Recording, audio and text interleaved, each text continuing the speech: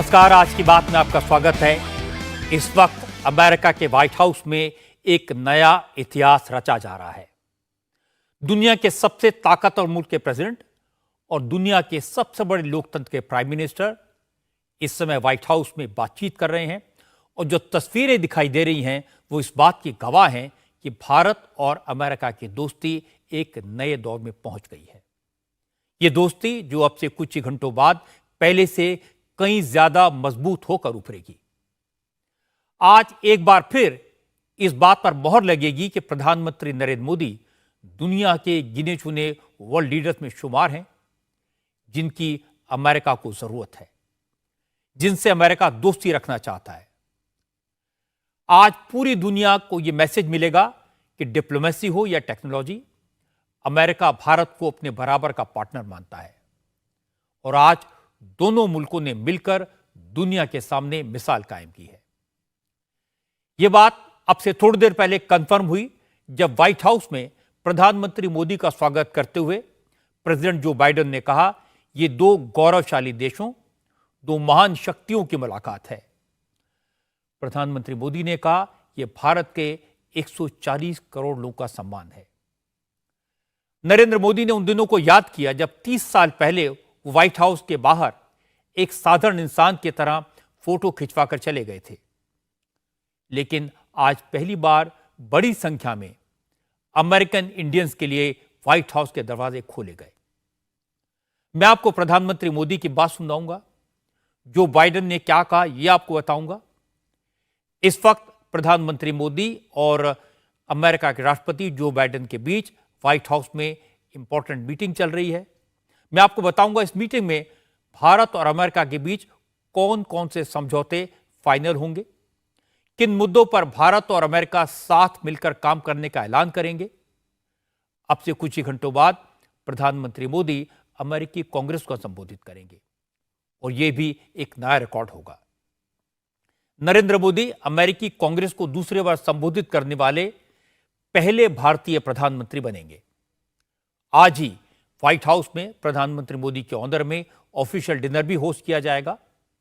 मैं आपको बताऊंगा कि अमेरिका की फर्स्ट लेडी जिल बाइडेन ने इस डिनर के लिए क्या क्या तैयारियां की हैं और यह भी बताऊंगा कि प्रधानमंत्री मोदी ने जिल बाइडेन और जो बाइडेन को भारत के लोगों की तरफ से क्या क्या उपहार दिए। लेकिन शुरुआत करते हैं अब से थोड़ी देर पहले आई व्हाइट हाउस की तस्वीरों से। प्रधानमंत्री नरेंद्र मोदी भारतीय समय के मुताबिक शाम को करीब 7:30 बजे व्हाइट हाउस पहुंचे। प्रेसिडेंट बाइडेन और फर्स्ट लेडी जिल बाइडेन ने व्हाइट हाउस के साउथ लॉन में प्रधानमंत्री मोदी को रिसीव किया।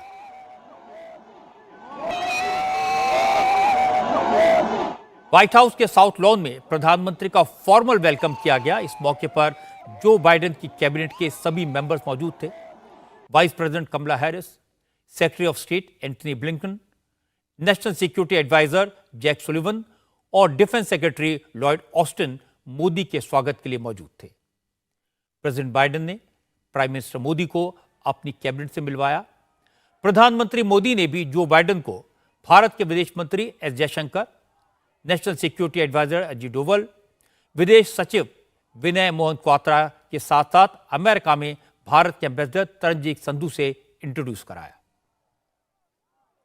कैबिनेट के सदस्यों से मुलाकात के बाद प्रेसिडेंट बाइडेन और प्रधानमंत्री मोदी पोडियम पर पहुंचे।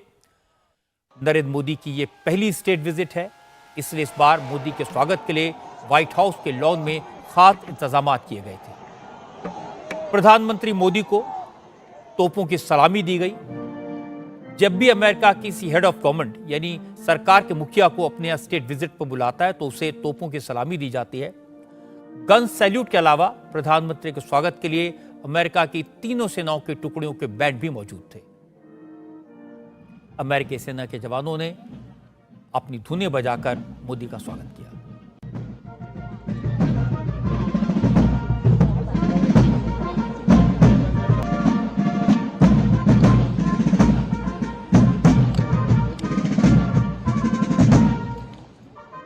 फॉर्मल वेलकम के बाद जो बाइडेन ने प्रधानमंत्री मोदी को गर्मजोशी के साथ गले लगाया। प्राइम मिनिस्टर मोदी ने इतने शानदार स्वागत के लिए प्रेसिडेंट बाइडेन और उनकी वाइफ जिल बाइडेन का शुक्रिया अदा किया। God bless America. Thank you very much. Modi ने कहा आज व्हाइट हाउस में उनका जो स्वागत किया गया वो असल में 140 करोड़ भारतीयों का सम्मान है। आप सबको नमस्कार।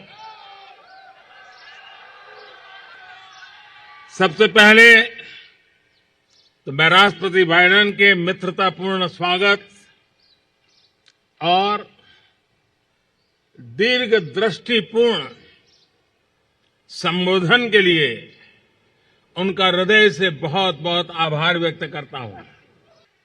आज व्हाइट हाउस में शानदार स्वागत समारोह के एक प्रकार से ये भारत के 140 करोड़ देशवासियों का सम्मान है, 140 करोड़ देशवासियों का गौरव है। ये सम्मान अमेरिका में रहने वाले 4 मिलियन से अधिक भारतीय मूल के लोगों का भी सम्मान है। इस सम्मान के लिए मैं राष्ट्रपति बाइडेन और डॉक्टर जिल बाइडेन का उनके प्रति हृदय से बहुत बहुत आभार व्यक्त करता हूं। व्हाइट हाउस में बड़ी संख्या में आज भारतीय मूल के नागरिक मौजूद थे। मोदी ने कहा कि भारत और अमेरिका दोनों देशों के बीच बहुत सी समानताएं हैं। भारत और अमेरिका सबका साथ और सबका विकास के विचार में विश्वास रखते हैं। मोदी ने कहा कि महामारी के बाद वर्ल्ड ऑर्डर बदल रहा है। इस नाजुक मोड़ पर भारत और अमेरिका की दोस्ती मजबूत हुई है और दोनों देश दुनिया की भलाई के लिए मिलकर काम कर रहे हैं।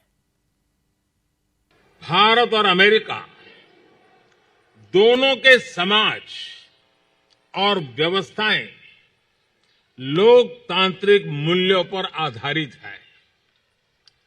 दोनों देशों के संविधान, उसके पहले 3 शब्द और जैसा राष्ट्रपति बाइडेन ने अभी जिसका उल्लेख किया, वी द पीपल, हम दोनों देश अपनी विविधता पर गर्व करते हैं। हम सर्वजन हिताय सर्वजन सुखाय इस मूलभूत सिद्धांत में विश्वास रखते हैं।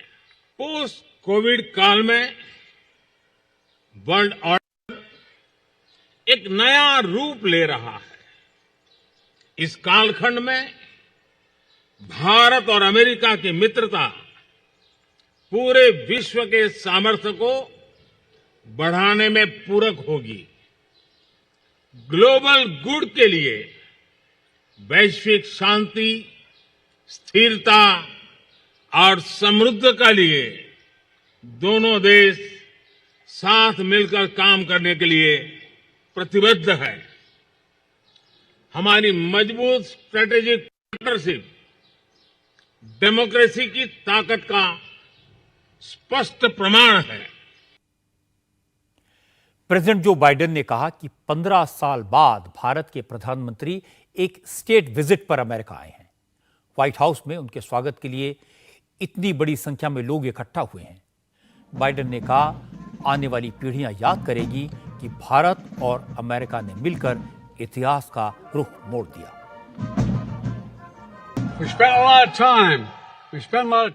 हम दोनों ने बहुत सा समय साथ बिताया है। हम तब से एक दूसरे से मिलते रहे हैं जब मैं अमेरिका का उपराष्ट्रपति था और मोदी नए नए प्रधानमंत्री बने थे। जब से मैं राष्ट्रपति बना हूं, तब से हमारे रिश्ते आपसी विश्वास, मित्रता और पारदर्शिता के साथ आगे बढ़े हैं। आज दुनिया के सामने जो चुनौतियां हैं, जो अवसर हैं, उसके लिए जरूरी है कि भारत और अमेरिका मिलकर काम करें और नेतृत्व करें, और हम ऐसा ही कर रहे हैं। हमारी साझेदारी क्वाड के रूप में दुनिया के सामने है, जहां अमेरिका, भारत, जापान और ऑस्ट्रेलिया मिलकर काम कर रहे हैं। हम सब एक खुले, सुरक्षित और समृद्ध हिंद प्रशांत के विजन पर एकजुट हैं। आज से 3-4 दशक बाद दुनिया क्वाड को एक ऐसे संगठन के रूप में याद करेगी जिसने दुनिया की भलाई के लिए इतिहास का रुख मोड़ दिया। आज भारत और अमेरिका सभी मुद्दों पर एक साथ काम कर रहे हैं, फिर चाहे गरीबी हटाना हो, सभी लोगों को अच्छी स्वास्थ्य व्यवस्था देना हो, या फिर यूक्रेन पर रूस के हमले से पैदा हुए ऊर्जा और खान पान का संकट ही क्यों न हो। प्रधानमंत्री मोदी के स्वागत के लिए व्हाइट हाउस के दरवाजे खोल दिए गए थे। बड़ी संख्या में भारतीय मूल के लोग व्हाइट हाउस में इकट्ठा हुए थे। इसका जिक्र मोदी ने किया, इसका जिक्र जो बाइडेन ने भी किया। लेकिन ये लोग भी प्रधानमंत्री मोदी का भव्य स्वागत देखकर बहुत उत्साहित थे। पहली बार ये मौका था जब किसी विदेशी लीडर के स्वागत के लिए व्हाइट हाउस में इतनी बड़ी संख्या में लोग इकट्ठा हुए। ये लोग मोदी मोदी, भारत माता की जय और वंदे मातरम के नारे लगा रहे थे। Can you hear me all the way in the back? Thank you very much. How are we doing over here? भारतीय मूल के लोगों को इतनी बड़ी संख्या में देखकर मोदी इमोशनल हो गए। उन्होंने याद किया कि करीब 30 साल पहले वो पहली बार अमेरिका आए थे तो व्हाइट हाउस को बाहर से देखा था, तस्वीर खिंचाकर चले गए थे। मोदी ने कहा वो पहले भी अमेरिका आ चुके हैं, लेकिन जिस तरह से इस बार व्हाइट हाउस में इतनी बड़ी तादाद में इंडियन ओरिजिन के लोग आए, उससे उन्हें बेहद खुशी हुई।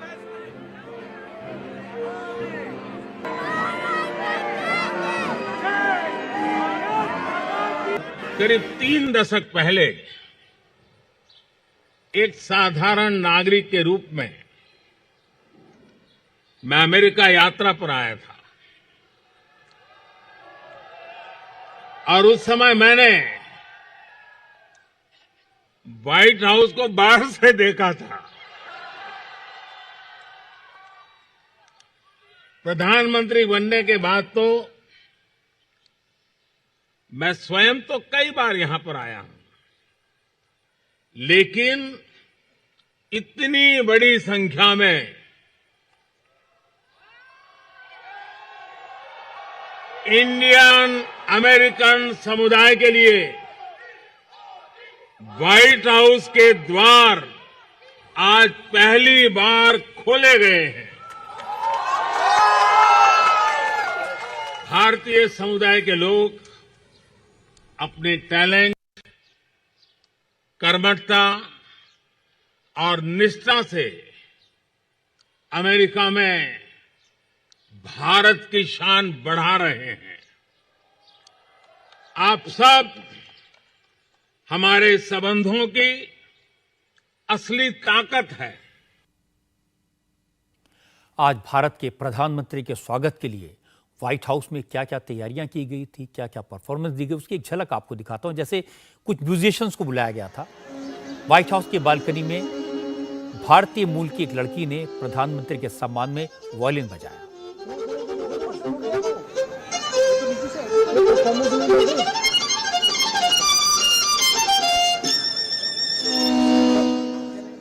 प्रधानमंत्री के व्हाइट हाउस पहुंचने से पहले अमेरिका की पेंसिल्वेनिया यूनिवर्सिटी के एक म्यूजिकल ग्रुप ने प्रेजेंटेशन दिया।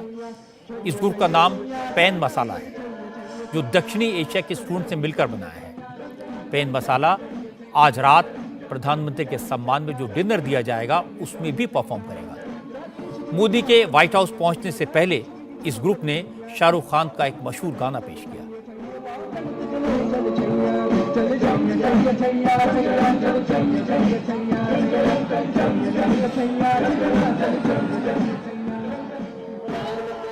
व्हाइट हाउस के बाहर ग्रैंड वेलकम के बाद प्रधानमंत्री मोदी और प्रेसिडेंट बाइडेन बातचीत के लिए अंदर चले गए। दोनों नेताओं के बीच डिफेंस, स्पेस, टेक्नोलॉजी, एजुकेशन और क्लाइमेट चेंज समेत कई अहम मुद्दों पर इस समय बातचीत चल रही है। इस बातचीत के बाद प्रधानमंत्री मोदी और प्रेसिडेंट बाइडेन एक प्रेस कॉन्फ्रेंस में दोनों देशों के बीच हुए समझौतों की जानकारी देंगे। एक बातचीत शुरू होने से पहले प्रधानमंत्री मोदी और प्रेसिडेंट बाइडेन ने दोनों देशों के रिश्तों को पूरी दुनिया के लिए महत्वपूर्ण बताया। प्रधानमंत्री मोदी ने कहा, भारत और अमेरिका के रिश्ते पूरी दुनिया के लिए आज पहले से ज्यादा अहम हो गए हैं।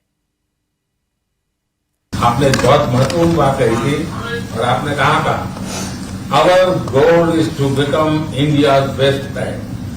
ये आपके शब्द आज भी गूंज रहे हैं। भारत के प्रति आपकी यही व्यक्तिगत प्रतिबद्धता हमें अनेक बोल्ड और महत्वाकांक्षी कदम उठाने के लिए प्रेरित कर रही है। आज भारत अमेरिका स्पेस की ऊंचाइयों से समुद्र की गहराइयों तक, एंशियंट कल्चर से लेकर के आर्टिफिशियल इंटेलिजेंस तक हर क्षेत्र में कंधे से कंधा मिलाकर चल रहे हैं। भारत और अमेरिका के रिश्तों का असली इंजन हमारे मजबूत पीपल टू पीपल संबंध है, और इस इंजन की एक जोर भरी दहाड़ हमने अभी बाहर व्हाइट हाउस के लोन पर भी सुनी है। आज की तेजी से बदल रही वैश्विक स्थिति में सभी की नजर विश्व के सबसे दो बड़े लोकतांत्रिक देशों पर है, भारत और अमेरिका पर है। मेरा मानना है कि हमारी स्ट्रेटेजिक साझेदारी मानव जाति के कल्याण के लिए, वैश्विक शांति और स्थिरता के लिए, लोकतांत्रिक मूल्यों में विश्वास रखने वाली सभी ताकतों के लिए बहुत ही महत्वपूर्ण है और पहले से कहीं ज्यादा महत्वपूर्ण है। मैंने आपको बताया कि नरेंद्र मोदी और जो बाइडेन अब से थोड़ी देर बाद प्रेस कॉन्फ्रेंस करेंगे और भारत और अमेरिका के बीच जो बड़े बड़े समझौते हुए हैं उनका ऐलान करेंगे। लेकिन कुछ जानकारी मेरे पास में है।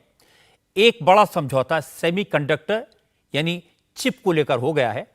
अमेरिकी सेमीकंडक्टर कंपनी माइक्रोन भारत में इन्वेस्टमेंट करेगी। माइक्रोन सेमीकंडक्टर की टेस्टिंग और असेंबली का एक बड़ा प्लांट लगाएगी। 2.75 बिलियन डॉलर की लागत से यह प्लांट गुजरात में लगाया जाएगा।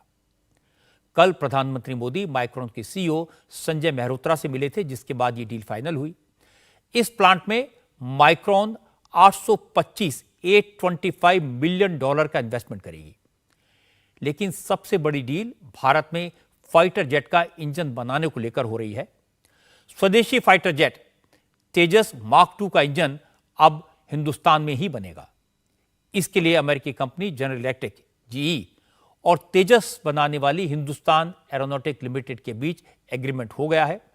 इस एग्रीमेंट के तहत जनरल इलेक्ट्रिक का G414 इंजन भारत में बनाया जाएगा। यह इंजन तेजस में लगता है। अब तक भारतीय इंजन खुद नहीं बनाता था, इसे अमेरिका से इंपोर्ट किया जाता था, लेकिन अब इसका प्रोडक्शन इंडिया में होगा। इंजन बनाने के साथ साथ जनरल इलेक्ट्रिक कंपनी इंजन बनाने की टेक्नोलॉजी भी भारत को देगी। इसीलिए यह डील इतनी बड़ी, इतनी विशाल है। दुनिया में सिर्फ 5 देशों के पास ही फाइटर प्लेन का इंजन बनाने की टेक्नोलॉजी है। अमेरिका के अलावा फ्रांस, ब्रिटेन, रशिया और चीन जेट इंजन बना सकते हैं। लेकिन चीन ने रशिया के इंजन से कॉपी करके अपना जेट इंजन डेवलप किया है, जबकि जनरल इलेक्ट्रिक और एचएएल के बीच जो डील फाइनल हुई है उसमें भारत को भी फाइटर जेट इंजन बनाने की टेक्नोलॉजी मिल जाएगी। जनरल इलेक्ट्रिक का जेट इंजन दुनिया के कई मशहूर फाइटर प्लेन्स में लगा है। इंडिया का डिफेंस रिसर्च डेवलपमेंट ऑर्गेनाइजेशन भी स्वदेशी फाइटर जेट के इंजन डेवलप कर रहा है। इस एग्रीमेंट से डीआरडीओ को स्वदेशी जेट इंजन डेवलप करने में बहुत मदद मिलेगी। इलेक्ट्रॉनिक्स और आईटी मिनिस्टर अश्विनी वैष्णव ने कहा कि नरेंद्र मोदी के शासनकाल में भारत इतना ताकतवर हो गया है कि अमेरिका उसे अपनी बराबरी का पार्टनर मानने लगा है। टेक्नोलॉजी ट्रांसफर अपनी जगह है। जो सबसे इम्पॉर्टेंट विजिट में आप नोटिस करेंगे, कुछ ऐसी कटिंग एज टेक्नोलॉजीज है, जैसे टेलीकॉम में ओपन रैन, जैसे सेमीकंडक्टर। इन सब टेक्नोलॉजीज में भारत और अमेरिका दोनों पार्टनर्स की तरह आगे बढ़ने के लिए तैयार हो रहे हैं। ओपन रैन का डेवलपमेंट दोनों साथ करें, हिंदुस्तान को भी फायदा हो, अमेरिका को भी लाभ हो, और साथ ही साथ पूरे विश्व को क्रिएट की हुई, साथ बनाई हुई टेक्नोलॉजी मिल सके। ये एक बहुत बड़ा फंडामेंटल चेंज है। जेट इंजन्स की टेक्नोलॉजी है, एक बेस लेके उस बेस से आगे दोनों साथ बढ़ सके। ये बहुत बड़ा एक माइंडसेट में चेंज आया है। भारत के बारे में जो दुनिया सोचती है, भारत को जिस तरह से दुनिया देखती है, वो पिछले 9 वर्षों में बहुत बड़ा उसमें परिवर्तन आया है। कई कारण इसके पीछे। एक तो आर्थिक उन्नति, 10वें स्थान से 5वें स्थान पे पहुंचना, ये बहुत बड़ी पहचान होती है। 9 वर्षों में 10वें स्थान से 5वें स्थान पे पहुंचना, इस तरह से टेक्नोलॉजी को डेवलप करना जिसमें डिजिटल टेक्नोलॉजी डेमोक्रेटाइज हुई, दुनिया के सामने एक नया मॉडल लगाई। आज हम देख रहे हैं कि भारत के प्रति जो विश्व की श्रद्धा है, विश्वास है, वो उसी में रिफ्लेक्ट हो रहा है। ये मोदी जी की 9 वर्षों की बहुत बड़ा एक अचीवमेंट है। भारत और अमेरिका के बीच रिश्तों के लिए आज के दिन ऐतिहासिक इसलिए भी है कि व्हाइट हाउस में जो बाइडेन के साथ बातचीत पूरी करने के बाद प्राइम मिनिस्टर मोदी अमेरिकी पार्लियामेंट जाएंगे। वहां प्रधानमंत्री मोदी दूसरी बार अमेरिकी कांग्रेस के ज्वाइंट सेशन को संबोधित करेंगे। ब्रिटेन के former prime minister Winston Churchill और साउथ अफ्रीका के पूर्व राष्ट्रपति नेल्सन मंडेला के बाद नरेंद्र मोदी दुनिया के तीसरे ऐसे नेता होंगे जिन्हें 2 बार अमेरिकी कांग्रेस को संबोधित करने का मौका मिलेगा। अमेरिका के साथ किसी भी देश के रिश्तों में वहां की पार्लियामेंट बहुत इंपॉर्टेंट रोल निभाती है, क्योंकि अमेरिका का डेमोक्रेटिक सिस्टम बिल्कुल अलग है। अमेरिकी कांग्रेस इंडिपेंडेंट होती है। अमेरिका की विदेश नीति में कांग्रेस की फॉरेन रिलेशंस कमेटी की बड़ी भूमिका होती है और अमेरिकी पार्लियामेंट में डेमोक्रेटिक पार्टी और रिपब्लिकन पार्टी की ताकत हर 2 साल में बदल जाती है। कांग्रेस को संबोधित करने से मोदी को दोनों ही पार्टियों के साथ रिश्ते बेहतर करने का मौका मिलेगा।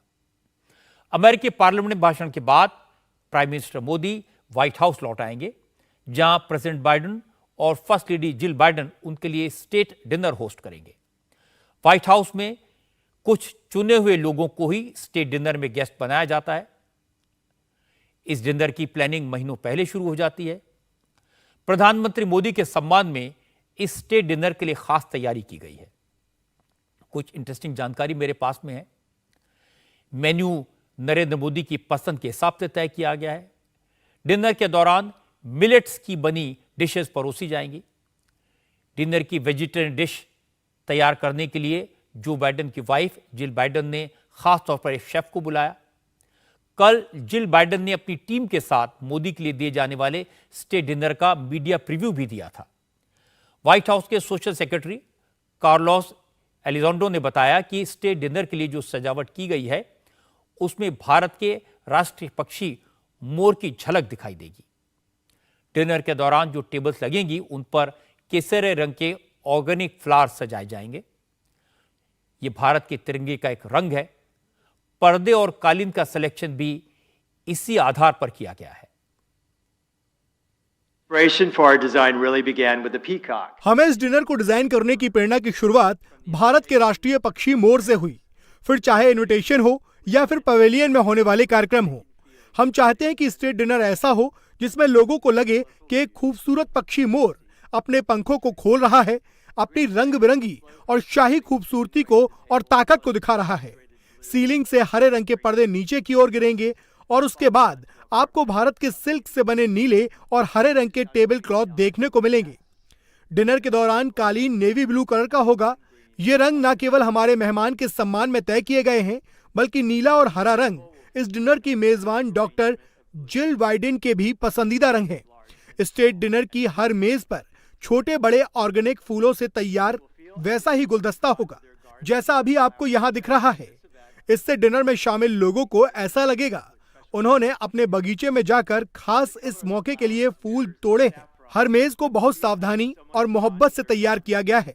फूलों का रंग केसरिया होगा जो भारत के तिरंगे का रंग है और उसकी विरासत को दिखाने वाला है। And the color of the flowers mirrors the saffron of India's flag. State dinner की होस्ट परंपरा के अनुसार अमेरिका की फर्स्ट लेडी होती हैं। डॉक्टर जिल बाइडेन इस डिनर की तैयारी के हर स्टेप में इन्वॉल्व रही हैं। उन्होंने शेफ का सिलेक्शन किया, डिशेस को फाइनल किया। कल मीडिया प्रीव्यू में जिल बाइडेन ने बताया था कि डिनर के बाद अमेरिकन और इंडियन म्यूजिक का परफॉर्मेंस भी होगा। हम उम्मीद करते हैं कि हमारे मेहमान ऐसा महसूस करेंगे कि मेजों को खास उनके लिए ही लगाया गया है, क्योंकि हमने ऐसा ही किया है। डिनर के बाद हमें अमेरिका के सबसे काबिल संगीतकारों में से एक ग्रैमी अवार्ड विजेता जोशुआ बेल को सुनने का मौका मिलेगा। उनके बाद पेनिसिल्वेनिया यूनिवर्सिटी में साउथ एशिया के कैपेला ग्रुप पेन मसाला का परफॉर्मेंस होगा। जो मेरे होम टाउन का एक छोटा सा टुकड़ा यहाँ व्हाइट हाउस में लेकर आएंगे। इसके अलावा पेन मसाला ग्रुप भारत की धुनों पर आधारित गीत भी पेश करेंगे। आखिर में जब सारी प्लेटें हट चुकी होंगी और खाने के दौरान नए रिश्तों की शुरुआत और पुराने रिश्तों को मजबूती मिल चुकी होगी, तो उसके बाद हमारे मेहमान चांद की रोशनी से सजे लॉन में चहलकदमी करते हुए इस शाम को अलविदा कहेंगे। लॉन में मध्यम रोशनी में जलती हुई सैकड़ों रंगीन लालटेनें उनका स्वागत करेंगी और घर की राह दिखाएंगी और उनके वापसी के सफर को उसी मोहब्बत, कहकहों और गर्मजोशी से भर देंगी जिनके साथ उन्होंने हमारे साथ इतना अच्छा वक्त बिताया होगा। इस समय व्हाइट हाउस में प्रेसिडेंट जो बाइडेन और प्राइम मिनिस्टर नरेंद्र मोदी के बीच डेलीगेशन लेवल की बातचीत चल रही है, जिसमें भारत और अमेरिका के बीच कई समझौतों पर हस्ताक्षर किए जाएंगे। इनकी डिटेल्स हम आपको देंगे। लेकिन व्हाइट हाउस के परिसर में इंडिया टीवी के पॉलिटिकल एडिटर देवेंद्र पाराशर मौजूद हैं। देवेंद्र, आपने आज एक नया इतिहास बनते हुए देखा है। बहुत सारी बातें मैंने दर्शकों के साथ शेयर की हैं। कोई और ऐसी जानकारी आपके पास हो जो इंटरेस्टिंग हो, जो आप दर्शकों को बताना चाहें? आज क्या आपने देखा, क्या महसूस किया? और सबसे बड़ी चीज़ जो महसूस हो रही थी, किसी भी जैसे खासतौर पे इंडियन डायस्पोरा के व्यक्ति की बात करें तो वो जो एक कॉन्फिडेंस था, वो जो एक उत्साह दिख रहा था, वो जो एक सेंस ऑफ बिलोंगिंगनेस दिख रहा था कि यहाँ पर अब हैं तो हमारा एक वजूद है। और ये वजूद इस लिहाज से है क्योंकि न सिर्फ हमारे देश को बल्कि हमारे देश के प्रधानमंत्री को अगर इतनी ज़्यादा तरजीह मिल रही है व्हाइट हाउस में अमेरिकी प्रशासन के द्वारा, तो उसका सीधा मतलब है कि अमेरिका में भी जो भारतीय मौजूद हैं, जो इंडियन डायस्पोरा के लोग मौजूद हैं या फिर इंडो अमेरिकी लोग हैं, उनको भी उसी प्रकार से तरजीह मिल रही है। और ये तरजीह का मतलब सिर्फ इस लिहाज से नहीं होता कि उन्हें ये कोई सम्मान मिल रहा है, बल्कि सम्मान के अलावा ग्रोथ ट्रैजेक्टरी पे वो किस प्रकार से योगदान दे सकते हैं, उन्हें संभावनाओं का द्वार दिख रहा है। और अलग अलग सेक्टर के लोगों से जब मैं बात कर रहा था तो वो बता रहे थे कि अगर हेल्थ सेक्टर की बात कर लें, एग्रीकल्चर सेक्टर की बात कर लें, फूड सेक्टर की बात करें, टेक्नोलॉजी की बात कर लें, हर एक सेक्टर में आगे किस प्रकार से एक पोटेंशियल दिख सकता है दोनों देशों के बीच इस प्रकार के गर्माहट भरे रिश्ते के साथ, उसको वो लोग महसूस कर रहे थे। और ये निश्चित तौर पर बहुत खास है और समझा जा सकता है कि प्रधानमंत्री नरेंद्र मोदी जो पूरी मशक्कत कर रहे हैं या अमेरिका के राष्ट्रपति जो बाइडेन जो पूरी मशक्कत कर रहे हैं, वो इसी लिहाज से कर रहे हैं कि रिश्तों की एक गर्माहट जब बातचीत के टेबल पर जाए तो वहाँ पर फिर डील ऐसे हो जो कि दोनों देशों के लोगों के न सिर्फ विकास करे बल्कि उस विकास से क्षेत्रीय के साथ साथ वैश्विक फायदा भी हो। ये चीज़ आज बहुत खास तरीके से महसूस की जा रही थी जब प्रधानमंत्री नरेंद्र मोदी का सेरेमोनियल वेलकम किया गया। देवेंद्र, आपकी बात बिल्कुल सही है। पिछले 9 साल में जब से नरेंद्र मोदी प्रधानमंत्री बने हैं, मैं दुनिया के जिस भी मुल्क में गया, अमेरिका में खास तौर पर ये सुनने को मिला लोगों से कि मोदी के प्रधानमंत्री बनने के बाद जो इंडियन ओरिजिन के लोग हैं, जो भारतीय हैं, उनका मान सम्मान उन देशों में बढ़ा है। लोग उनको एक अलग नज़र से देखने लगे हैं। तो इसका बड़ा गर्व है। और ये आज दिखाई भी दे रहा था व्हाइट हाउस में, जो तस्वीरें आप दिखा रहे थे, जिस तरह से हज़ारों लोग इंडियन ओरिजिन के वहाँ मौजूद थे। और शायद लोग इस बात को भी समझते हैं कि दोनों देशों को, अमेरिका को, भारत को, इस समय एक दूसरे की ज़रूरत है, इकोनॉमिक डेवलपमेंट के लिए, डिफेंस के लिए, इंटेलिजेंस के लिए, और सबसे बड़ी बात आतंकवाद से लड़ने के लिए। तो आपको भी ये महसूस हो रहा होगा वहां। और बिल्कुल रजत जी, और उस चीज़ को का जिक्र करने से पहले मैं आपको एक दिलचस्प चीज़ बताऊं। यहाँ पे बहुत सारे लोग जिनसे ऑफ रिकॉर्ड बातचीत हो रही थी, उनका ये कहना था, वो आपका नाम लेके ये बता रहे थे कि मैं वाशिंगटन डीसी में आपकी अदालत कब होगा। ये सिर्फ एक प्रोग्राम के बारे में जिज्ञासा नहीं थी, बल्कि वो महसूस हो रहा था कि इनका कॉन्फिडेंस अब इस कदर है कि यहाँ पर ये महसूस कर सकते हैं कि जो भारत का सबसे पॉपुलर प्रोग्राम है वो क्यों नहीं वाशिंगटन डीसी में हो सकता है या क्यों नहीं अमेरिका के दूसरे शहर में हो सकता है। और ये बात किसी भी डायस्पोरा के व्यक्ति से बात कीजिए तो उसके अंदर एक अजीब सा कॉन्फिडेंस दिख रहा है। वो ये बताते हैं कि पिछले कुछ सालों में प्रधानमंत्री नरेंद्र मोदी के प्रधानमंत्री रहने के बाद ही ये सारा बदलाव हुआ है और अब अमेरिकी प्रशासन उनको उसी प्रकार से तरजीह देता है। वो कोई कार्यक्रम करना चाहते हैं तो उन्हें उसी प्रकार से सपोर्ट करता है। अमेरिका का पूरा सिस्टम उनके पक्ष में खड़ा रहता है। ये सारी चीज़ें प्रधानमंत्री नरेंद्र मोदी की कोशिशों का नतीजा है, ऐसा उनका कहना था। दूसरी चीज़ की निश्चित तौर पर जितने भी इशूज़ हैं जिनका आपने जिक्र किया, उस पर ऐसा दिख रहा है ये अमेरिकी प्रशासन एकदम से सेम पेज पर है और अब से थोड़ी देर के अंदर जब प्रेस कॉन्फ्रेंस होगा, क्योंकि अभी बातचीत के टेबल पे वो लोग बैठे हैं, और उस ऐलान से समझ में आ जाएगा कि आपसी जो अंडरस्टैंडिंग थी वो किस लेवल पे आ चुकी है कि अगर कोई अलग राय थी तो उस अलग राय का सम्मान करते हुए एक जो न्यू नॉर्मल कहा जाता है, जिसे विदेश मंत्री जयशंकर ने भी कहा कि बाकी सारी चीज़ों को पीछे छोड़कर जहाँ जहाँ हम लोग सहयोग कर सकते हैं उसके लिए जिस हद तक जाना हो वो जा रहे हैं। आपसे थोड़ी देर के अंदर वो तस्वीर भी साफ होगी।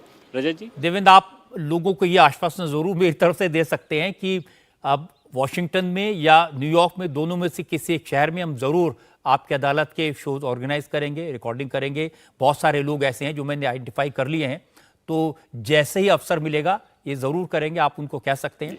और दूसरी बात, जो आज नया इतिहास बन रहा है, जो कुछ तस्वीरें हमने देखी हैं और जो रिपोर्ट्स आपने भेजी हैं, उसके आधार पर मैं ये कह सकता हूं कि ये जो क्षण है ये हर भारतीय के लिए बड़े गौरव के क्षण हैं और आपके सामने बहुत बड़ी जिम्मेदारी है। हम दिन भर इंतजार करते रहेंगे आपकी खबरों का और जैसी प्रेस कॉन्फ्रेंस होगी एक बार फिर से आपके पास आएंगे। फिलहाल बहुत बहुत शुक्रिया देवेंद्र पाराशर। अमेरिका में भारतीयों का जो कॉन्फिडेंस बढ़ रहा है, इसकी वजह है प्रधानमंत्री नरेंद्र मोदी की पर्सनल केमिस्ट्री। प्रधानमंत्री नरेंद्र मोदी और अमेरिका के राष्ट्रपति जो बाइडेन के बीच जो पर्सनल रिश्ते बने हैं, उनके बीच जो बॉन्डिंग दिखाई दे रही है, वो तब से नजर आनी शुरू हुई थी जब मोदी कल व्हाइट हाउस पहुंचे थे। बाइडेन खुद अपनी वाइफ के साथ मोदी को रिसीव करने के लिए कार तक आए और मोदी का हाथ पकड़कर व्हाइट हाउस में अंदर की तरफ बढ़े। गेट पर बाइडेन की वाइफ और अमेरिका के first lady Jill Biden Narendra Modi के स्वागत के लिए इंतजार कर रही थी। जिल बाइडेन ने प्रधानमंत्री नरेंद्र मोदी का स्वागत किया, वहीं पर तीनों के बीच थोड़ी देर बातचीत हुई और जो बाइडेन और उनकी वाइफ ने नरेंद्र मोदी के साथ खड़े होकर तस्वीरें खिंचवाई और उसके बाद मोदी को लेकर बाइडेन व्हाइट हाउस के अंदर चले गए। व्हाइट हाउस के अंदर नरेंद्र मोदी के वेलकम के लिए डांस ग्रुप, स्टूडियो धूम के आर्टिस्ट मौजूद थे। भारत के अलग अलग रीजन, अलग अलग कल्चर से जुड़े आर्टिस्ट ने अपनी परफॉर्मेंस दी। गुजरात का गरबा हुआ और उसके बाद जो बाइडेन और उनकी वाइफ नरेंद्र मोदी को व्हाइट हाउस के दूसरे हिस्से में लेकर गए। प्रधानमंत्री नरेंद्र मोदी इस खास मौके के लिए बाइडेन और उनकी वाइफ जिल के लिए कई शानदार तोहफे लेकर गए थे। मोदी ने सबसे पहले जिल बाइडेन को 7.5 कैरेट का ग्रीन डायमंड दिया, जिसे ग्रीन एनर्जी का इस्तेमाल करके बनाया गया है। क्योंकि भारत आजादी के 75 साल का जश्न मना रहा है, इसलिए नरेंद्र मोदी ने खास तौर पर 7.5 कैरेट का यह हीरा गिफ्ट में दिया।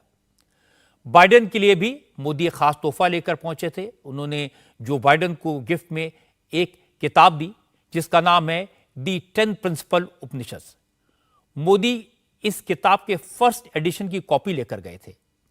इसके अलावा प्रधानमंत्री मोदी अपने साथ चंदन की लकड़ी से बना एक बॉक्स लेकर गए जो हैंडक्राफ्टेड है, हाथ से बनाया गया है और इसे मैसूर से लाई चंदन की लकड़ी से जयपुर के कारीगरों ने बनाया है। इस स्पेशल बॉक्स के अंदर कई अलग अलग गिफ्ट थे जिसमें भारत के अलग अलग राज्यों की स्पेशल चीजें मौजूद थी। आज स्मृति ईरानी ने बताया कि नरेंद्र मोदी अपने उस गिफ्ट बॉक्स में भारत की कल्चर की डाइवर्सिटी को लेकर व्हाइट हाउस गए थे।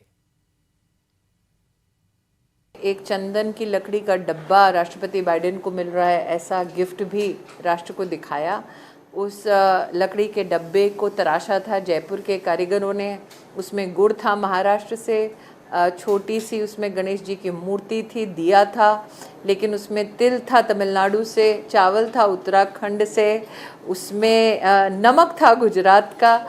तो हिंदुस्तान की विविधता और विविध जो पोटेंशियल है उसको कहीं ना कहीं राष्ट्रपति बाइडेन को एक छोटे से चंदन के बक्से में प्रधानमंत्री जी ने प्रस्तुत किया। साथ ही श्रीमती बाइडेन को एक लैब में डायमंड भी गिफ्ट किया हिंदुस्तान की ओर से, जो हिंदुस्तान की ज्वेलरी जो हमारी इंडस्ट्री है उसका जो उभरती क्षमता का प्रतीक है। तो प्रधानमंत्री मोदी की ये यात्रा मात्र गरबे तक या खाने तक सीमित ना रखें, वो नाइंसाफी होगी।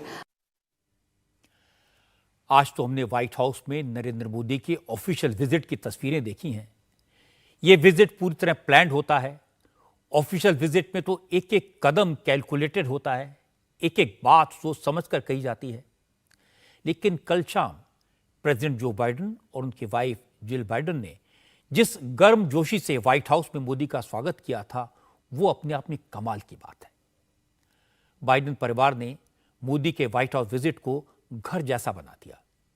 जिस तरह की पर्सनल केयर की, उसकी सारी डिटेल तो सामने नहीं आई है, पर जिस तरह से जिल बाइडेन ने नरेंद्र मोदी के लिए वेजिटेबल खाने का ध्यान रखा, वो एक बड़ी बात है।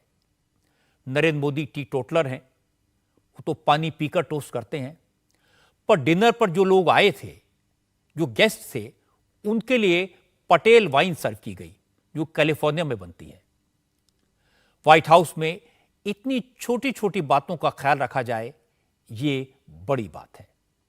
मोदी ने भी अपनी तरफ से जिस तरह के गिफ्ट बाइडेन परिवार को दिए, जिसका जिक्र स्मृति ईरानी कर रही थी, इन गिफ्ट्स में, इन उपहारों में नरेंद्र मोदी का पर्सनल टच था। ये नरेंद्र मोदी की संबंध बनाने की कला का एक तरीका है। लेकिन रिश्ते बनाना और उन्हें निभाना, यह मोदी का स्वभाव है, उनके लिए बिल्कुल नेचुरल है।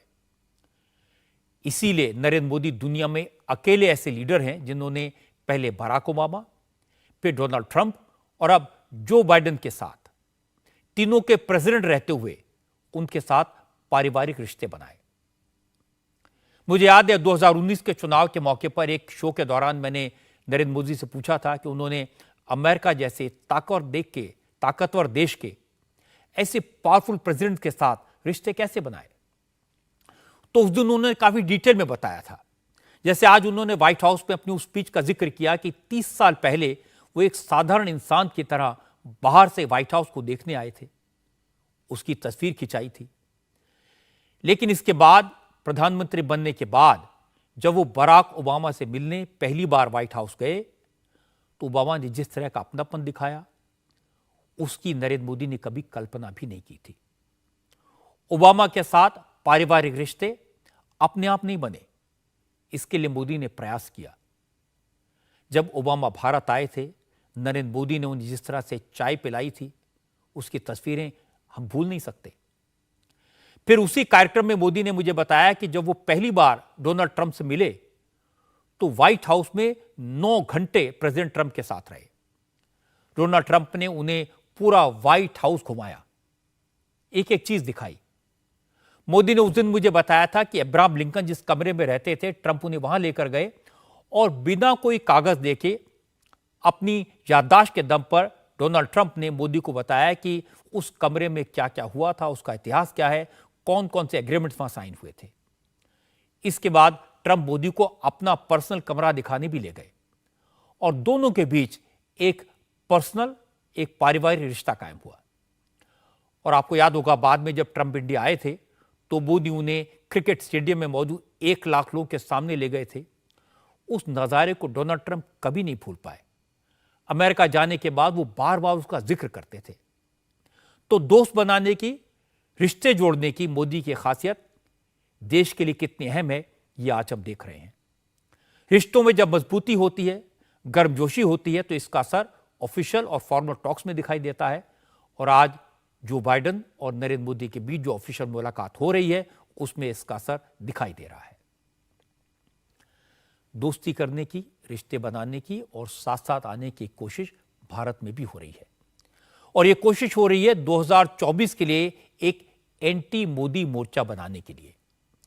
पटना में कल होने वाली विपक्षी दलों की बड़ी बैठक के लिए आज ममता बनर्जी, महबूबा मुफ्ती, अरविंद केजरीवाल और एम.के. स्टालिन पटना पहुंच गए हैं। ममता बनर्जी अपने भतीजे टीएमसी के जनरल सेक्रेटरी अभिषेक बनर्जी के साथ पहुंची हैं, जबकि अरविंद केजरीवाल के साथ पंजाब के चीफ मिनिस्टर भगवंत मान और आम आदमी पार्टी के सांसद संजय सिंह और राघव चड्ढा भी मौजूद हैं। आज पटना पहुंचने के बाद ममता बनर्जी सीधे लालू यादव से मिलने उनके बेटे और बिहार के deputy chief minister Tejashwi Yadav के घर पर गई। लालू यादव, उनके वाइफ राबड़ी देवी और तेजस्वी यादव ने ममता बनर्जी का गर्मजोशी से वेलकम किया। ममता ने लालू से मिलते ही उनके पैर छुए और उन्हें अंग वस्त्र देकर उन्हें सम्मानित किया। ममता बनर्जी के साथ अभिषेक बनर्जी पहुंचे थे, उन्होंने भी लालू यादव के पैर छुए, प्रणाम किया। करीब 20 मिनट तक ममता बनर्जी वहां रहीं और लालू यादव से उनका हालचाल पूछा। इसके बाद ममता ने कहा कि कल सभी पार्टियों के लोग पटना में इकट्ठे हो रहे हैं, सब लोग साथ आ रहे हैं, चुनाव में भी सब साथ मिलकर लड़ेंगे। ममता बनर्जी से कांग्रेस और सीपीएम को लेकर सवाल किया गया, उस पर आज उन्होंने खुलकर कुछ नहीं कहा, सिर्फ इतना कहा अभी कुछ भी बोलना जल्दबाजी होगी, कल की मीटिंग के बाद सब कुछ अपने आप क्लियर हो जाएगा। हम लोग आए इसी के लिए कि हम लोग इकट्ठे लड़ेंगे, 1:1 लड़ने के लिए हम लोग एक साथ में लड़ेंगे, just like a collective family. तो हम आज नहीं बता सकते हैं मीटिंग का पहले, कल देखता है मीटिंग में क्या बात होता है और सबका बात एक ही बात होगा। कांग्रेस और सीपीएम के साथ आप बंगाल में लड़ेंगी, कांग्रेस और सीपीएम के साथ आप लड़ेंगी। मैंने जो बोला है, जो नीति तैयार होगा वो सबको लिए होगा। केजरीवाल जी ने कहा है कि पहले अध्यादेश पर चर्चा होनी चाहिए। इसके बारे में अभी चर्चा नहीं करते जाए, वो कल मीटिंग में करेंगे। कल पटना में होने वाली विरोधी दलों की इस मीटिंग में 18 पार्टियों के लीडर्स इकट्ठा होंगे। ममता बनर्जी, महबूबा मुफ्ती, अरविंद केजरीवाल, एमके स्टालिन आज पटना पहुंच चुके हैं। राहुल गांधी कल सुबह पहुंचेंगे और इसके अलावा शरद पवार, उद्धव ठाकरे, हेमंत सोरेन और बाकी पार्टियों के नेता भी कल पहुंचेंगे। जयंत चौधरी कल की बैठक में शामिल नहीं होंगे, उन्होंने कहा कि कुछ पर्सनल कारण है। अरविंद केजरीवाल पटना पहुंचने के बाद सबसे पहले पटना साहिब गुरुद्वारे में मत्था टेकने गए। इंटरेस्टिंग बात यह कि पटना की सड़कों पर आम आदमी पार्टी की तरफ से कई पोस्टर लगाए गए हैं जिनमें नीतीश कुमार और मोदी को दोस्त दिखाया गया है, लेकिन आम आदमी पार्टी के इन पोस्टर बैनर से ज्यादा चर्चा इस बात की हुई कि कल की बैठक में अरविंद केजरीवाल का रुख क्या होगा। असल में आज ये बात बड़ी तेजी से उड़ी कि अगर दिल्ली में केंद्र के ऑर्डिनेंस के इशू पर कांग्रेस ने आम आदमी पार्टी को सपोर्ट नहीं किया तो केजरीवाल कल की मीटिंग से वॉकआउट भी कर सकते हैं। आम आदमी पार्टी के एमपी संजय सिंह ने कहा, जब भी कोई बड़ा मुद्दा सामने आया है तो आम आदमी पार्टी ने कांग्रेस का साथ दिया है, लेकिन इसका मतलब यह नहीं कि आम आदमी पार्टी कांग्रेस के खिलाफ किसी राज्य में चुनाव नहीं लड़ेगी। निश्चित रूप से आम आदमी पार्टी और मुख्यमंत्री केजरीवाल जी ये चाहते हैं कि कल इस विषय पे एक सार्थक चर्चा और सहमति बने। सारे दलों ने अपनी ओर से पहले ही समर्थन जता दिया है। कांग्रेस पार्टी के जो साथ के लोग हैं, जो उनके गठबंधन में शामिल पार्टियां हैं, उन लोगों ने भी अपना समर्थन दिया है। तो निश्चित रूप से कल कांग्रेस पार्टी का भी मत सामने आएगा। देखिए, ऐसा है कि आपको तय करना होगा राष्ट्रीय अंतर्राष्ट्रीय मुद्दों पर क्या आपकी भूमिका होगी, राज्य के चुनावों में आपकी क्या भूमिका होगी, क्योंकि इतने बड़े देश में 140 करोड़ की आबादी वाले देश में आप ये सोचें कि कोई राजनीतिक पार्टी बिल्कुल किसी राज्य में चुनाव नहीं लड़ेगी, और ख़ासतौर से आम आदमी पार्टी जो अब एक राष्ट्रीय पार्टी बन गई है, तो वो संभव नहीं है। डेमोक्रेसी पे अगर कहीं प्रहार हो रहा है, जब इस देश में 3 काला कानून आया किसानों का, कांग्रेस पार्टी और आम आदमी पार्टी उस वक्त साथ साथ थे। मीरा कुमार जी का चुना हुआ राष्ट्रपति का हम कांग्रेस के साथ खड़े थे, कांग्रेस की प्रत्याशी थी। मार्गरेट आल्वा जी का उपराष्ट्रपति का चुना हुआ, हम कांग्रेस पार्टी के साथ खड़े थे उस वक्त। राष्ट्रीय स्तर पर अगर एक सहमति बनाने की बात हो रही है तो वो एक अलग विषय है, और राज्य के चुनाव एक अलग विषय है। आम आदमी पार्टी ने जो सवाल उठाए उस पर कांग्रेस के कई नेताओं ने अलग अलग तरह से रिएक्ट किया। संदीप दीक्षित ने कहा कि आम आदमी पार्टी कल की मीटिंग में शामिल हो या ना हो, इससे कोई फर्क नहीं पड़ता। तारिक अनवर ने कहा कि मीटिंग का एजेंडा क्या होगा ये कोई एक व्यक्ति फाइनल नहीं कर सकता, असल में क्या होगा ये तो कल ही सामने आएगा। ये अभी तो बैठक है और हमको ये लगता है कि कोई भी पार्टी हो या कोई भी मुख्यमंत्री हो, वो अपना एजेंडा इस पर लादने की कोशिश नहीं करेगी, क्योंकि जो भी तय होगा वो आम सहमति से होगा। किसी एक पार्टी या एक व्यक्ति के कहने से कोई बात तो तय नहीं होती है। तो हमको लगता है कि सब लोग इस बात को समझ रहे हैं और हम इसका पूरा इस बैठक का एजेंडा वो कल ही पता चलेगा कि क्या एजेंडा होगा और किस तरह से आगे की कार्रवाई होगी, किस तरह से हम आगे बढ़ेंगे। केजरीवाल ने जो डिमांड की है उसको लेकर कांग्रेस लीडर ज्यादा कुछ कहने के मूड में नहीं है, लेकिन बीजेपी इसके बारे में खुलकर बोल रही है और केजरीवाल को ब्लैकमेलर बता रही है। सुशील मोदी ने कहा अरविंद केजरीवाल ने कांग्रेस का ही वोट बैंक कैप्चर किया है, जिस दिन कांग्रेस से हाथ मिला लेंगे उनकी पॉलिटिक्स खत्म हो जाएगी। कि अरविंद केजरीवाल सबसे बड़ा ब्लैकमेलर है। आज तक ब्लैकमेल की ही राजनीति करते रहे और कांग्रेस उस ब्लैकमेल में आने वाली नहीं है। 1 महीने से समय मांग रहे, कहाँ दिया खड़गे साहब ने समय, और राहुल गांधी छोड़कर चले गए, समय नहीं दिया, चले गए अमेरिका भाषण देने के लिए। और संदीप दीक्षित और उनके दोनों राज्यों की जो इकाई है उनका क्या प्रस्ताव है, किसी भी कीमत पर आम आदमी पार्टी के साथ कोई समझौता नहीं होना चाहिए। और आज भी संदीप दीक्षित का बयान आया है कि अरविंद केजरीवाल आए ना आए, रहे न रहे, कोई फर्क नहीं पड़ता है। तो इतना 36 का रिश्ता है आम आदमी पार्टी और बाकी। और सब लोग देखिए अरविंद केजरीवाल को पहचानते, और वो सबसे बड़ा स्पॉइलर है कांग्रेस के लिए अरविंद केजरीवाल। गुजरात के चुनाव में कांग्रेस को 2, 4, 5 सीटें शायद आ सकती थी, लेकिन जाकर खेल बिगाड़ दिया, गोवा में बिगाड़ दिया।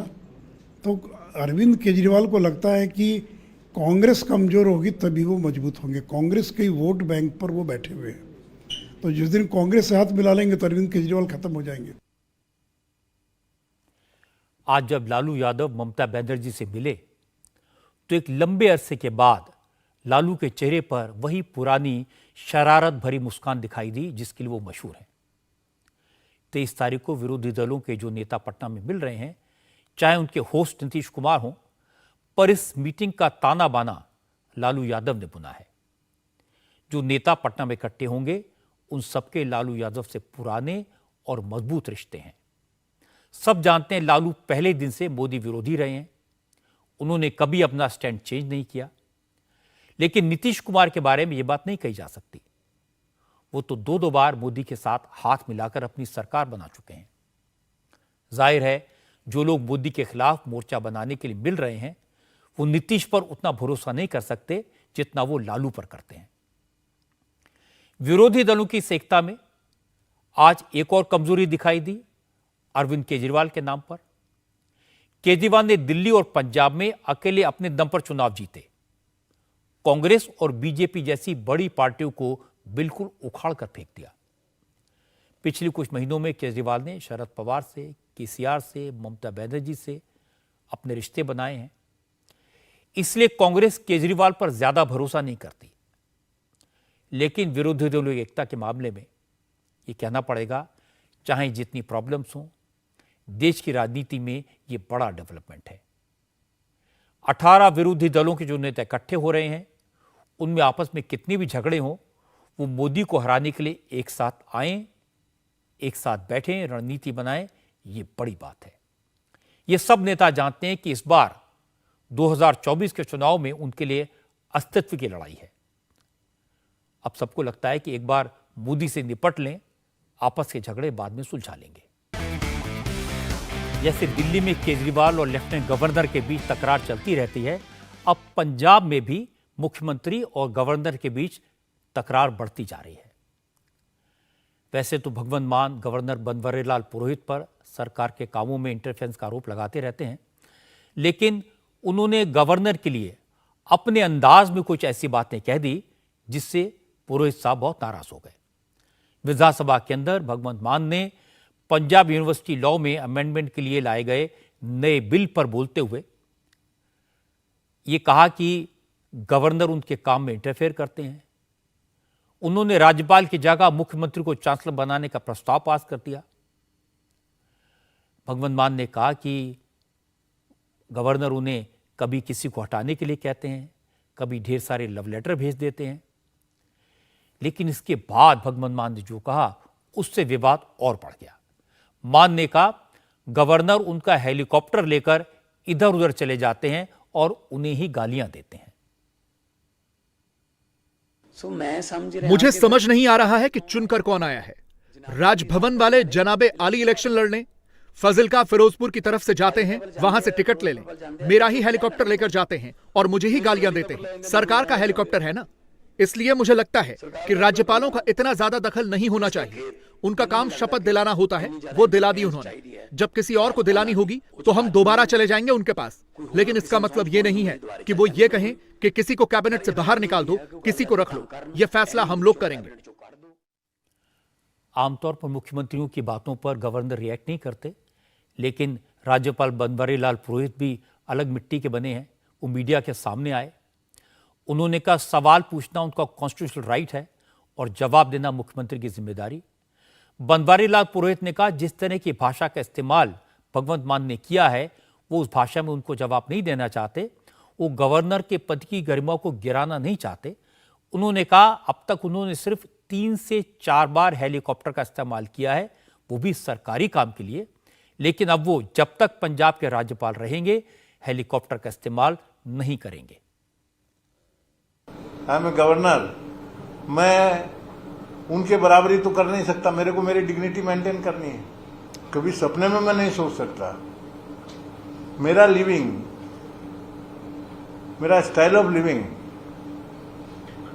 मैं जहां जाता हूं खर्चे कम हो जाते हैं, मेरे खर्चे नहीं। गवर्नर बनने के बाद में मैं इकोनॉमिक क्लास में ट्रेवल किया हूं, बिजनेस क्लास में आज तक नहीं, 6 साल में कभी नहीं ट्रेवल किया। हमको हेलीकॉप्टर दिया, हेलीकॉप्टर से हमको बॉर्डर पे भेज दिया, तो हमने उनके लिए तालियां बजाना चाहिए, ये जो उनकी अपेक्षा है। पर दैट इज ऑफिशियल ड्यूटी ना, बॉर्डर पे गया हूं, मेरा राइट है, बोलने की बात है। मेरा हेलीकॉप्टर मैंने दिया और मेरे खिलाफ बोल रहे हैं। These are the utterances of the honourable chief minister. But now I declare, मैं जब तक पंजाब में हूं, पंजाब गवर्नमेंट का हेलीकॉप्टर कभी लाइफ में यूज नहीं करूंगा, ये वसीयत तय है। मेरी गाड़ी से मेरा जैसे जाता हूं, मेरी सिंपल लिविंग है, I will manage with that. Come what hardly 3 या 4 बार यूज किया हूंगा मैक्सिमम। बॉर्डर विजिट के अलावा नजदीक में तो मैं जाता ही नहीं गाड़ी में। परंतु अब आगे से वो भी बंद नहीं लेंगे आपका हेलीकॉप्टर। मुख्यमंत्री जी आप खुश रहिए। मैं पंजाब के गवर्नर बनवारीलाल पुरोहित को अच्छी तरह से जानता हूं और भगवंत मान को भी जानता हूं। दोनों के दोनों बहुत खुददार हैं। पुरोहित साहब बड़े सिंपल आदमी हैं, जमीन से जुड़े हुए हैं, अपनी बात कहने में कभी पीछे नहीं हटते। इसीलिए जब भगवंत मान ने कहा कि वो उनका हेलीकॉप्टर इस्तेमाल करते हैं तो पुरोहित ने कह दिया कि वो इसे तुरंत वापस कर देंगे और जब तक गवर्नर है वो मुख्यमंत्री के हेलीकॉप्टर का इस्तेमाल नहीं करेंगे। जहां तक भगवंत मान का सवाल है, मुझे लगता है कि वो शायद गवर्नर का अपमान नहीं करना चाहते थे, लेकिन उनका अंदाज़े बयां कुछ ऐसा है, जब वो बोलते हैं तो इस तरह की तीखी बातें कह देते हैं। आज कश्मीर में एक बड़ा खुलासा हुआ, एक बड़ी साजिश एक्सपोज हुई।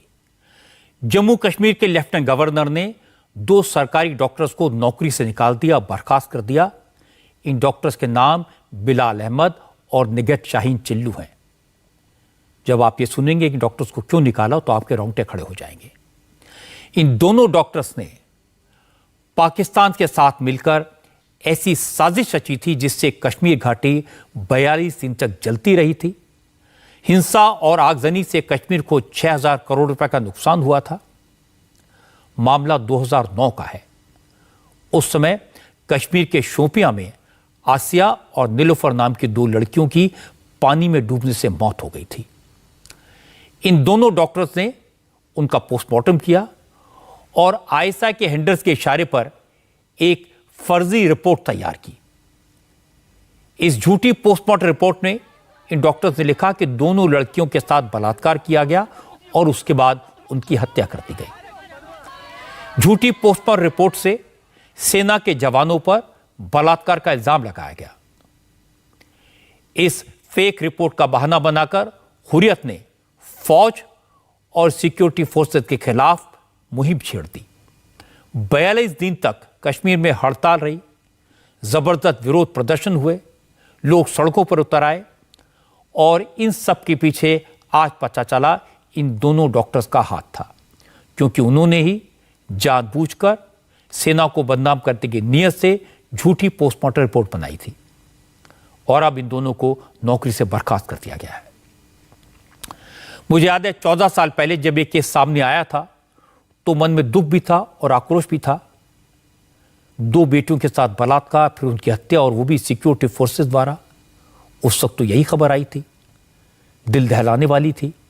लेकिन आज जब ये पता चला कि वो खबर फेक थी, झूठी थी, इन्वेस्टिगेशन में ये साबित हो गया कि डॉक्टर्स ने फर्जी रिपोर्ट बनाई थी और ये सारा झूठ कश्मीर की घाटी में आग लगाने के लिए फैलाया गया था। देश के दुश्मनों ने इस झूठ से इस डिसइंफॉर्मेशन से लोगों को भड़काया था, करीब 100 लोगों की जान चली गई थी।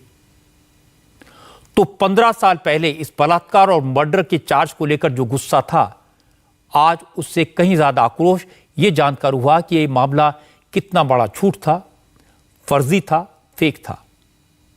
मैं तारीफ करूंगा जम्मू कश्मीर के एलजी मनोज सिन्हा की, जिन्होंने तुरंत एक्शन लिया, हिम्मत दिखाई, लेकिन उन्होंने डॉक्टर्स के खिलाफ तो एक्शन लिया, पर यह सोचकर दिल कांप जाता है कि उन 100 लोगों के परिवारों को किस बात की सजा मिली। एक सफेद झूठ की वजह से जिन लोगों ने अपनों को खो दिया। अब यह बात सामने आनी जरूरी है कि इन डॉक्टर्स से यह पाप किसने करवाया, उनके पीछे कौन सी ताकतें थी जिन्होंने कश्मीर को इतना बड़ा नुकसान पहुंचाया। आज की बात में इतना ही। मेरी आपसे अगली मुलाकात होगी कल रात 9 बजे। इंडिया टीवी हर वक्त हर जगह डाउनलोड करने के लिए सर्च करें India TV news Google play store या ऐप स्टोर पर।